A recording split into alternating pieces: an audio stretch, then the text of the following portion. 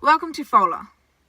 Before we get started, I'd really appreciate it if you hit the red subscribe button. I'm nearly at 5 subscribers.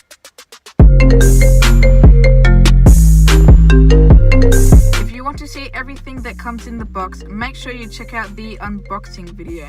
The link should be in the description and in the iCard and at the end of this video. The camera does not come with a remote, spare batteries, tripod or waterproof case, if that was what you were wondering. The Andoer 4K camcorder is a 48 megapixel camera found on eBay for just under $200. I'm going to start with the cons in this video so that you are aware of them, because if I start with the pros and end with the cons, you will finish this video with an overwhelming list of cons. If I start with the cons and then the pros, you will have enough information to make a final decision. It's strange how the brain works, isn't it? The microphone won't automatically turn off. I left my microphone on last time I was recording and killed the battery. The microphone isn't rechargeable. This camera is known for having a slight redness in video in low lighting, and there is an explanation for this. I will show you at the end of this video. There is no way to focus the camera. The video may sometimes be blurry. The camera does come with a case, however, you can't fit much more than just the camera in the case. You can only just squeeze the battery in there too. The camera will sometimes ask you to press the select button. There doesn't appear to be a select button on the camera. The center button will not act as the select button. On the top of the camera is the zoom toggle. The zoom is slightly delayed on the camera. The camera is a fingerprint magnet. This doesn't bother me, but it may bother some people. The microphone can connect to the camera, but can't keep the camera on a flat surface. I have struggled with this problem many times. Other than that, the startup sound is nice and used in a lot of devices. But if you want some sleep at night, don't play it in slow motion.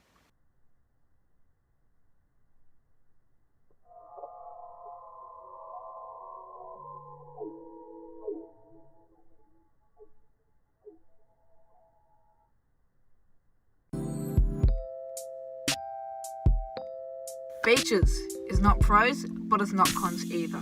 There are 2 lights at the back of this camera.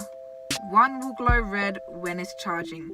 The other will glow blue when the device is actually tapped on. That one will flash when it's recording. On the side of the camera there are numerous buttons where the screen closes. The right arrow will toggle night vision, the left will toggle quality. The up and down arrow will adjust the EV. The menu button will give you options depending on what the camera is doing, such as resolution adjustment when you are readying your shoot, or the option to delete a video when you are in the gallery, which is the button to the right of the menu button. The button underneath that changes the display so you can hide icons, and finally the power button, which you hold down to turn it on and off. When you are watching playback, you can use the zoom toggle to adjust the volume. The left and right arrows do fast forward and rewind. The OK button will pause the video. This camera advertises everywhere that it possibly can that it is a 4K camera, but some doubt that. Some reviews say that they can't record while charging. However, I have never had this issue unless plugged into a computer, in which case you can simply record with your computer. On the top you will have zoom, photo and mode buttons. The record button is located at the back of the device and the speaker is behind the handle. Here is a side-by-side comparison. Whoops, not that one. This one. The Andoer 4K is on the left and the iPhone 6s is on the other left. I'm going to play you a snippet of 2 videos. Both of them are of me sitting in this car in this spot. Here is when I had the microphone turned down to the lowest setting. Long story short, my camera decided that it didn't want to record anything because it was out of memory. And here, the highest. Right, now is that better? I swear to God, if this camera breaks, It's best to use the lowest setting when you are within 1 meter away from the camera. You might be holding the camera or something. Use the second setting when you are 2 to 3 meters away from the camera, and use the third setting for anything higher.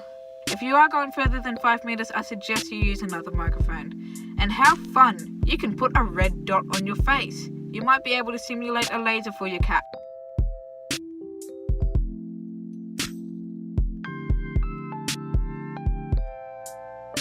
Your camera can double as a USB as long as you don't put anything in the DCIM folder. I did do an experiment to see if I could watch a video from my computer and copy it onto the camera, but even if you rename it, it will come up with a file error. The screen can face the front, the back, or the side. You can remove the microphone and wide-angle lens to have a normal compact camera. I know I said you can remove them, but just so I don't have a food fight in the comments, you do have to put them on first. If you forgot your microphone or left it on and forgot to turn it off, that is okay because there is a built-in microphone in the camera. Here is proof. This camera doesn't die on me because it's on one bar. I've got to connect the microphone.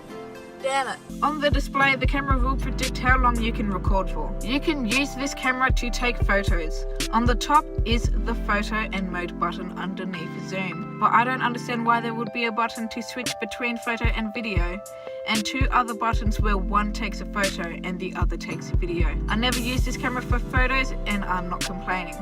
The Andoer 4K does have a touchscreen, but sometimes it's best to use the buttons. This guy will be glad to know. Some cameras have, manual focus on a touch screen, and that's just wrong. I love me some buttons. I hate me some touchscreen. This camera has a removable battery. I'm not sure why you would remove it, but it probably has a reason, and it is a pro. The device can be remotely contacted with an app called NovoCam, which I doubt that the app is owned by Andoer. It's probably an app that supports multiple brands of camera, like the Skyview app in the drone video. In the app you can take photos, videos, adjust the brightness, which I think is the EV, a useless flip camera button, back, and settings. In settings you can change the Wi-Fi name of your camera, the Wi-Fi password, the resolution, and a bunch of other stuff. Pause the video if something catches your eye. The camera can be used as a webcam, which is great for doing live streams and stuff like that. The zoom button will be operational while being used as a webcam. Like most external webcams, there is a delay. Unfortunately, this camera's delay is quite noticeable. The night vision works fantastically. I've only tested it inside and it can see the whole room. However, footage does go black and white when you're using night vision. Also, here is how it works. You can see on the left side is the infrared light that switches on in night vision mode. And here is the camera that moves its red filter array, which explains the occasional redness, and it's so good to look at in slow-mo. Overall, this camera surprised me with its amazing features. There are some downsides, but I can cope with them.